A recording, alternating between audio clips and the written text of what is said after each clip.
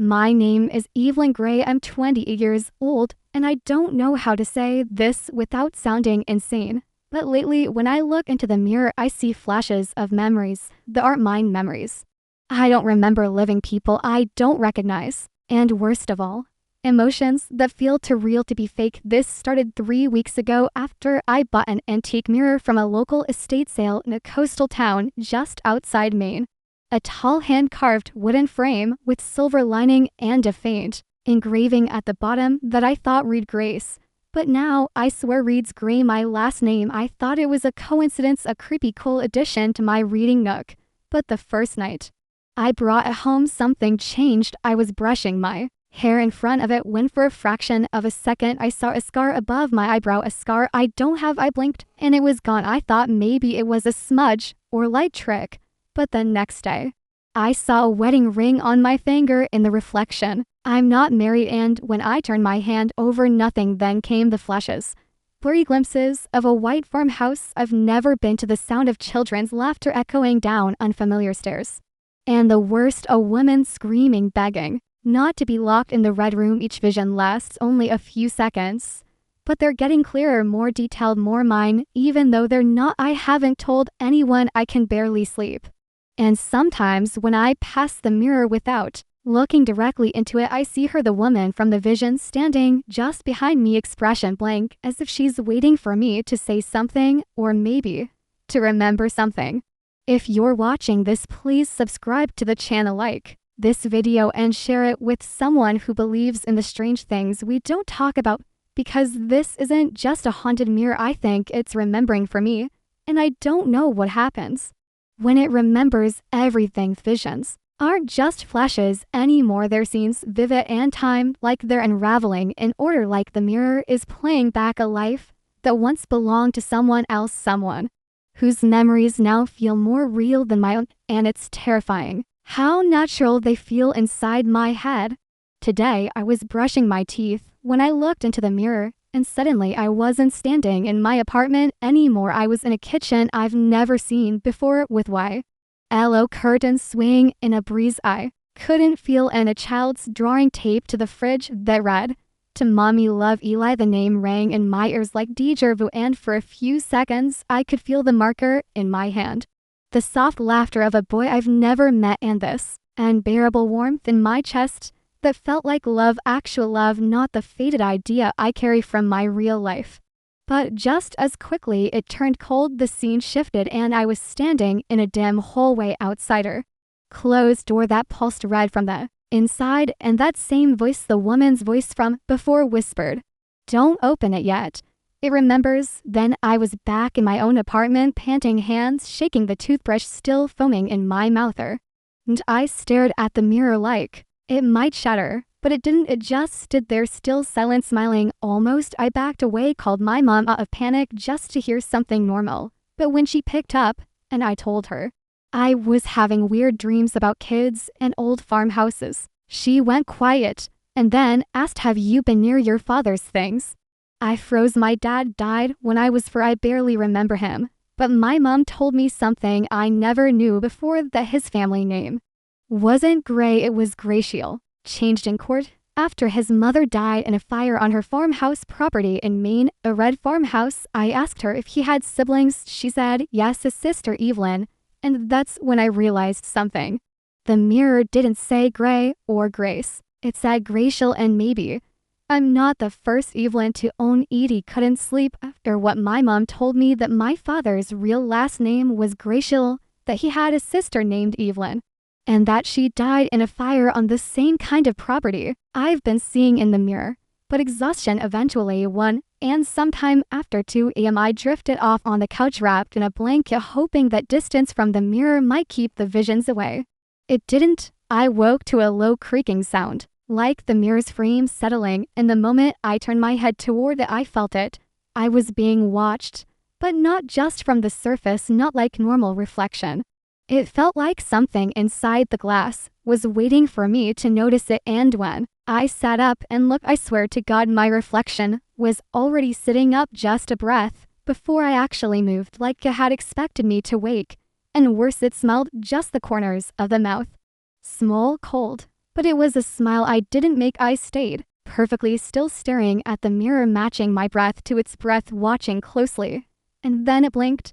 Twice. I didn't. It tilted its head just slightly, like it was studying me, the way I was studying it, and that's when I noticed the difference. Her eyes, they were brown, mine are green, not a lighting trick, not a distortion. It wasn't me anymore, it was her, the other Evelyn, the one who lived in that farmhouse, the one who burned. I stood up slowly and backed out of the room, refusing to turn my back to the mirror, heart thudding like a war drum, and I nearly screamed when my phone vibrated in my pocket. It was a number I didn't recognize, area code from Maine, no voicemail, no message. Just a timestamp. 4:07 a.m. I turned the mirror toward the wall, covered it with a sheet, sat in my bed with every light on. But even through the fabric, I could see a faint outline, like someone was pressing their face into the back of the sheet.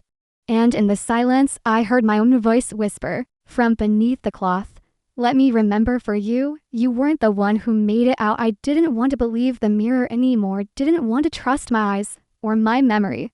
But it's hard to ignore something once it starts showing you proof. And this morning, driven by panic and obsession, I went to the town library, desperate to trace anything tied to the name Graye, to find records of fires, family deaths, old estates. And tucked away in a brittle manila folder under local accidents, 1970s, I found it. A yellowed newspaper clipping from July 1978, headlined "Farmhouse Fire Claims Life of Young Woman, Sister Survives."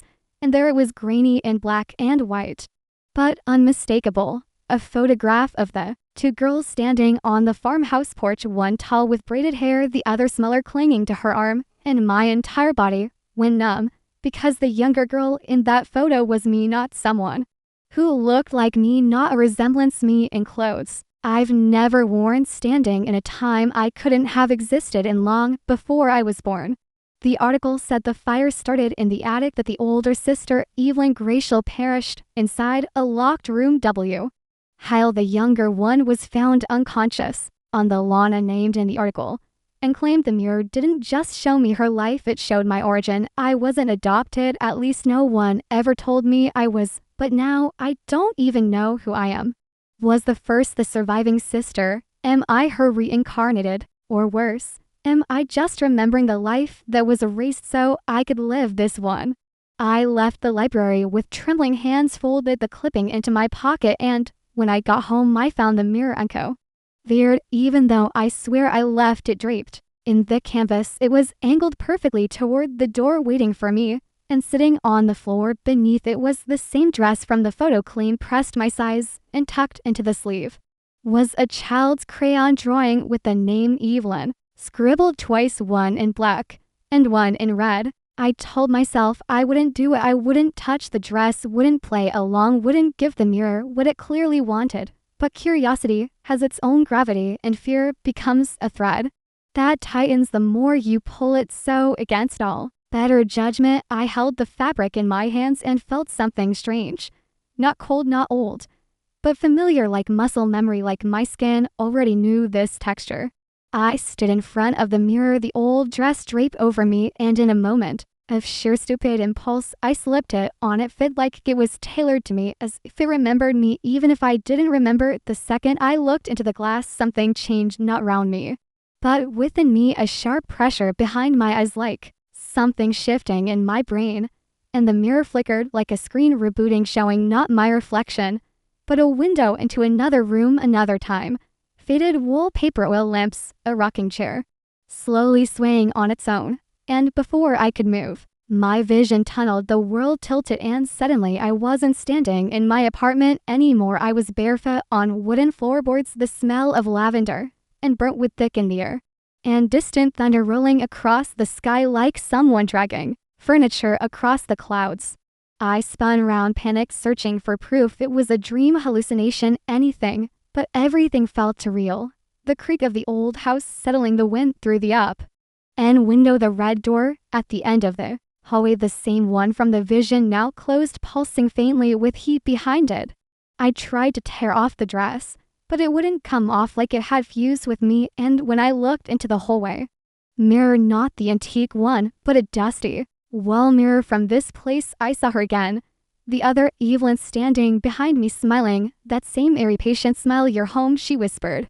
"Now, let's switch back." I tried everything to wake up, slapped my face, screamed, ran barefoot across splintered floorboards searching for an exit.